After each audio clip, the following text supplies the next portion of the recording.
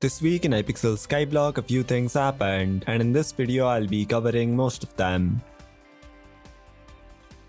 Firstly, the admins released the Foraging update trailer and dropped the update on alpha. So yeah, here's everything you need to know about the Foraging update. Firstly, this update heavily relies on quests instead of level requirements, which yes could be really good, especially for beginners, but for me and people who like less handholding, it can get kinda boring. Next, if you haven't bought one already, get a Decapitator. It's gonna make your life a lot easier as it has 35 sweep. Now sweep is a new stat that allows you to break multiple logs. Also you can throw axes now. It reduces your sweep but you get higher range. And in certain cases, throwing can actually be faster than breaking manually. Next, as you can see, the older foraging islands have also been revamped. Also, they added different tents to different foraging islands. Also, they removed the Howling Cave from the park, but they've replaced it with the Spirit Cave in the jungle. Also, why are you black? Anyway, it seems to be a more compact location, which should make spell grinding faster for mages and flower or bouquet users. Anyway, after completing all the basic fetch quests,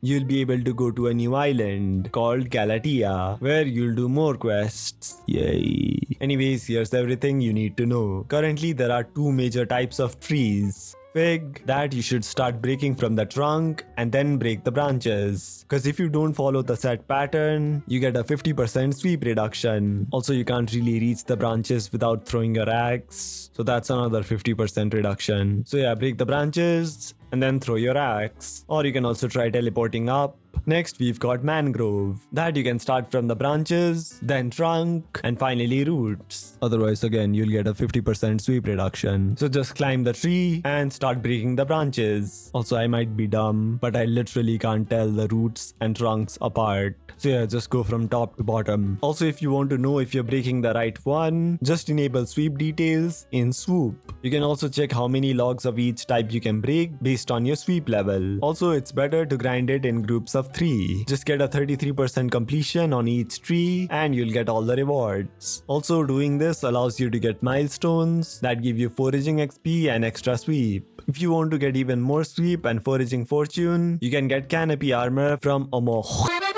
You can also grind the Fig collection to get a new axe and armor, both of which give you foraging fortune and sweep. You can also get scaffolding from the Fig collection, but it seems kinda useless, cause it can only be used in Galatea, so no dungeon exploit. Also currently it's insanely buggy, and most of the time doesn't even allow you to stand on it. Now from mangroves, you can get the mangrove equipment line, and also vine sap that allows you to get hunting items. I'll talk about hunting in more detail later in the video. Next, the game also introduces new consumables called salt that can be used to get a bunch of buffs. Next, they've added the Heart of the Forest, which just like Heart of the Mountain allows you to get various perks as you level up. Now here, instead of powder, you need whispers that can be obtained by cutting trees in Galatea and from Agatha's events. You can also get Heart of the Forest XP from tree gifts that can be obtained if you have at least 10% contribution to a tree, and it can also be obtained by participating in Agatha's event that happens once every Skyblock day, which is basically a Jacob's contest but for foraging. But unlike Jacob's contests, the number of points you need to be in each bracket is actually fixed. Also, almost everything in Galatea gives points, so you can grind anything you want. Then you can claim a bunch of rewards like Agatha's coupon that can be used to buy a bunch of items and buffs, Forest Whispers, Art of the Forest XP. Next, you can also get Forest Essence that can be used to upgrade your axes and buy different upgrades from Rosemary and other prizes. There are also milestones that give more rewards. Next, we've got hunting. First, you should get this hunting toolkit. It will keep your inventory clean, just like mine. Anyways, here are the items that you will be needing. First, we've got the hunt axe. That allows you to hunt a bunch of new mobs, like the chill blades that drop the rune blade talisman, and also the chill shard, and strider surfers that drop gill membranes and sturdy bones. To find them, just go near Agatha, then look for these magma blocks and swim until you reach the cave and teleport up.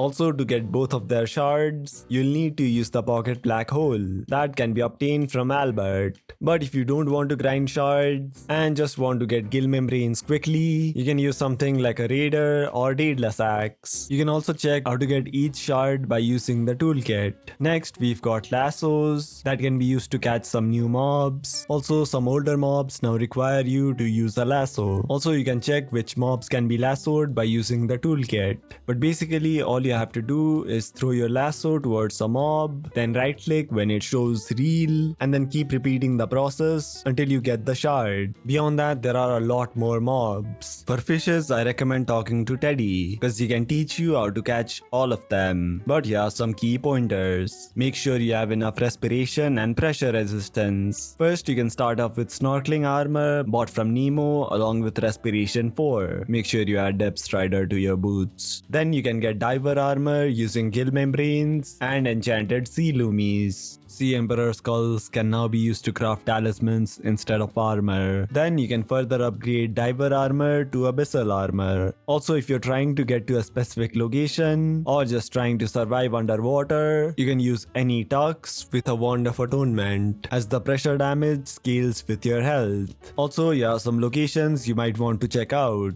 First, we've got the Jade Dragon. That gives you the Jade Dragon pet. And here its stats. And here's how you can get there. First, go to Agatha's location and dive down here. Once you find this cave, keep going right until you find this location. Also, make sure you have depth strider on your boots. Next, we've got the Forest Temple that you can find if you enter through this gate. Also, I'm gonna be spoiling a pretty fun puzzle, so if you don't want to be spoiled, skip to this timestamp. Anyways, to open the temple door, all you have to do is punch the lanterns and make them blue. Now doing this solo is literally impossible, so find someone to open the door with. Anyway, shout out to Penguin for helping me. Then as a team, punch all the lanterns until the guardians of the temple open the door. And yeah, you can enter it. Then you can see another puzzle. Again, you can skip to this timestamp if you don't want to be spoiled. Then just match the floor pattern with the one on the wall. And yeah, once you do that, you'll be able to donate to the Starborn, which allows you to get a bunch of new perks, like 25% faster and larger axe throws, and double foraging fortune. So yeah, go get that. Also, if you go down here, you can find a bunch of more mobs. But for hunting, try to get high tier armor and more pressure resistance, because grinding in a tux can be kinda annoying. Also, attributes have been completely revamped. Basically, attribute shards have been removed from the loot pool, and now they directly give you a stat boost without having to put them on armor. And old attributed items can now have their attributes converted. And once you get the new attributes, you can either siphon them to get their stats. Also, depending on how many you siphon, you'll get increased buffs, or combine them to create a new attribute through attribute fusion. Also, for people who had god rolls, they'll be getting the Ananke feather that gives you extra RNG meter XP. Also, I tried converting a mana pool mana regen magma necklace, but it didn't work. So it might only work with specific items. Also, everyone will be able to get this item from Kudra.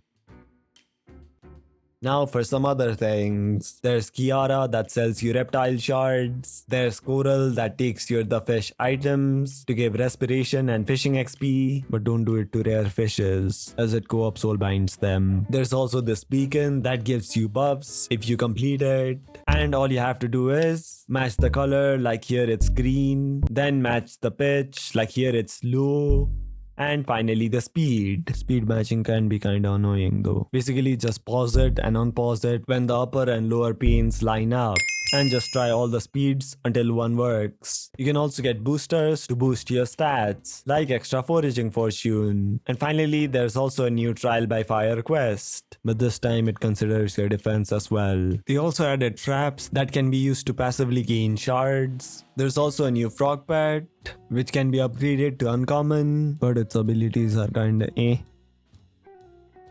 Now for my thoughts on the update. Swimming, especially with high speeds, was causing a lot of rubber banding, but it could just be my connection. Also, thrown axes can sometimes clip through logs. Also, just in case if you don't know why this is a big deal, the foraging update runs on 1.21.4, meaning the admins can add a bunch of new things from the newer versions. Also, we have 2 more islands coming up. Bye. If you all the videos, but I think that I give you one more, like the little one, and everyone, and much more than the little one, and I give them sort of dance me down.